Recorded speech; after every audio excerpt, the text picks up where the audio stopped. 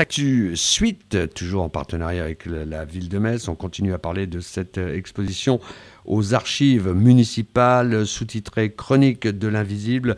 C'est à voir jusqu'au 1er juillet. Et nous sommes en ligne avec Aurélie Michel. Bonsoir madame, soyez la bienvenue. Bonsoir monsieur. Jusqu'au 1er juillet, on peut voir cette exposition. Exposition qui visiblement se veut être intimement liée à l'histoire de Metz et à ses habitants. Oui, tout à fait, oui. Nous avons donc cherché au sein des archives municipales véritablement des documents qui étaient en rapport avec l'histoire de la ville. Alors au début, on ne savait pas trop exactement ce qu'on allait trouver. Donc voilà, on s'est laissé un petit peu porter par les choses qu'on a pu extraire et le travail s'est fait à partir de ces éléments. Pourquoi le titre Chronique de l'invisible ? Alors c'est surtout effectivement le terme invisible qui est important parce que le but, c'était de montrer que au sein des archives, on a un certain nombre d'éléments, de documents qui ne sont pas forcément mis en valeur et qu'il y a évidemment cette dimension aussi de la disparition par rapport à ces documents parce que on a des documents qui sont sélectionnés, certains sont conservés, d'autres sont détruits. Donc c'était vraiment cette dimension-là qu'on voulait mettre en avant en fait. Aurélie Michel, vous êtes l'une des 3 artistes qui avaient travaillé sur cette exposition présentée aux archives municipales, Chronique de l'invisible. À voir, attention, jusqu'au 1er juillet, il faut se dépêcher, plus que quelques jours. Vous étiez 3 sur ce projet. Oui. Quelles ont été les lignes directrices de votre travail à chacune d'entre vous ? Alors en fait, donc les lignes directrices, là c'est la même chose. On a travaillé, mais on procède de cette manière-là assez souvent, puisque c'est pas la première fois qu'on travaille toutes les 3. Mais en tout cas, on a d'abord travaillé sur le matériau donc qu'on souhaitait utiliser, c'est-à-dire les documents. Donc on est venu plusieurs fois aux archives pour consulter des documents. À partir de mots-clés. Et puis ensuite, chacune effectivement a pris une orientation différente. Donc, alors avec des regroupements, parce que donc par exemple le travail de Cyrielle Lévesque et le mien sont assez proches. En tout cas, on a utilisé le même matériau puisqu'il s'agit des images des crues de la Moselle de 1947. Et Suzanne, elle, a choisi d'utiliser en fait des archives d'affiches notamment qui sont conservées mais qui sont destinées aux pilons. Donc elle a utilisé ces affiches et puis elle a voulu travailler en fait sur vraiment le contenant, c'est-à-dire comment les archives sont conservées. Alors on a énormément, en fait quand on visite les réserves, on a la présence, on voit beaucoup de boîtes.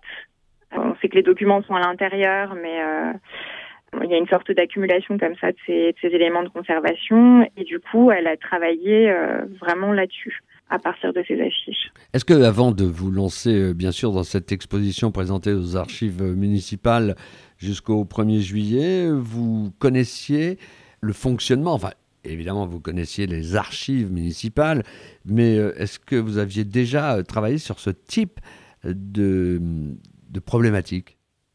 Non, alors pour ma part, pas du tout. Le travail de Suzanne et de Cyrielle est davantage orienté sur cette question-là parce que la dimension historique est vraiment forte chez elle et notamment par rapport aussi à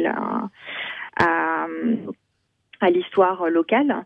Mais j'avoue que moi, je connaissais le lieu, mais je ne connaissais pas du tout, j'avais aucune idée de la richesse en fait de ce qui pouvait se trouver dans les réserves des archives. Donc c'est ça qui est intéressant aussi, c'est on avait vraiment envie de mettre en avant et de valoriser leurs fonds et de dire aussi aux gens, voilà, on peut vraiment, il faut venir aux archives, il faut venir consulter ces documents, prendre du temps aussi, parce que il faut en avoir un peu devant soi, parce qu'on ne trouve pas immédiatement ce qu'on veut. Mais en tout cas, c'est un beau matériau, oui. Il y a Cyrielle Lévesque, vous en avez parlé, il y a aussi Suzanne Muller et Oui. vous-même Aurélie Michel. Pendant que vous parliez, j'avais une espèce d'image de 3 petites filles qui se sont, comment dirais-je, glissées dans un grenier et qui ouvrent des boîtes et qui font des espèces de voyages bien réels, puisque les éléments que l'on trouve au sein des archives municipales sont des choses factuelles et que l'on peut clairement identifiées et recoupées. Mais j'avais cette impression-là de voir 3 petites filles dans un grenier en train de s'offrir un voyage extraordinaire dans le temps. C'est un peu ce que vous avez ressenti ? Oui, c'est un peu ce qu'on a ressenti. On était, je dirais, émerveillés de voir le nombre de documents qui pouvait y avoir au sein de ces réserves, de pousser les portes de ces réserves aussi, puisque Sandrine Coca, qui a été notre interlocutrice, nous a fait plusieurs fois visiter ces réserves. Et puis aussi la diversité des documents qu'on peut trouver, ou même des supports. Donc, puisqu'on a vu qu'il y avait aussi, il y avait des maquettes notamment, il y a de la photographie, il y a effectivement ces fameuses affiches. Donc c'était assez nouveau pour nous. Et c'est vrai qu'au départ, on s'est dit, oulala, comment aborder toute la diversité de ces éléments dans un travail, voilà, puisqu'on savait très bien qu'on ne pouvait pas balayer tout le panel, mais en tout cas... Et comment, justement, vous avez résolu cette équation ? Alors, je dirais qu'on s'est laissé porter. On s'est déjà dit que l'important, c'était évidemment de mettre en avant peut-être l'histoire de la ville de Metz, donc la dimension aussi locale, et puis plutôt de partir sur des événements ou des faits qui n'étaient pas forcément connus. Donc les crues, par exemple, on a trouvé ça extrêmement intéressant parce que quand on regarde les images, on a une transformation au niveau de lieux qu'on connaît de Metz qui est assez impressionnante. Donc dans le travail de Cyrielle, ça a été vraiment des détails, des personnages qu'elle a repris dans sa vidéo notamment. Et dans mon travail, une confrontation de plusieurs images, puisqu'on sait aussi que Metz, c'est une ville d'eau. Donc voilà, l'idée, c'était vraiment de mettre en avant ces dimensions-là. Aurélie Michel, finalement, ce travail, ce que vous exposez actuellement aux archives municipales de Metz, à savoir plus simplement au cloître des Récollets jusqu'au 1er juillet, c'est une sorte d'approche à la fois, entre guillemets, ludique, mais aussi consciencieuse de ce patrimoine messin. Oui, exactement, parce que la dimension qui est très importante, c'est qu'on voulait vraiment que le public participe à cette sorte de promenade aussi, ou d'exploration en tout cas dans l'histoire de la ville. Et donc en fait, on a aussi notamment des œuvres où les gens peuvent venir notamment détruire des documents pour le travail de Cyrielle, ou bien laisser une trace de leur passage à la craie sur les dalles. Donc voilà, en tout cas notre volonté c'était vraiment ça, c'était de faire participer le public à l'exploration qu'on avait eue aussi de ces documents et puis de ce lieu qui est quand même un lieu formidable. Qu'est-ce qui vous a le plus surpris dans cette quête, dans ce voyage au cœur de ce, entre guillemets, grenier auquel je faisais référence il y a quelques minutes? Ce qui nous a surpris, c'est alors déjà effectivement la diversité des supports. On s'attendait pas du tout. Je pense en tout cas pour ma part, moi j'avais une image un peu classique de ce que pouvaient être des archives, donc avec des choses finalement beaucoup sur papier.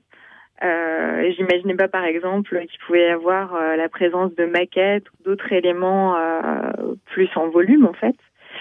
Ensuite, parfois certaines images qui ont été conservées, qui nous semblaient parfois soit en décalage, soit des images qui étaient presque artistiques et pas forcément, qui n'avaient pas forcément que valeur de documents historiques, et c'est ça qui nous a intéressés. Donc, par exemple, je pense tout de suite à l'image que j'ai trouvée des fameux grêlons où en fait vous avez un détail de ces grêlons et on se demande vraiment en voyant l'image qui est un peu de couleur sépia ce que représentent ces éléments, quoi.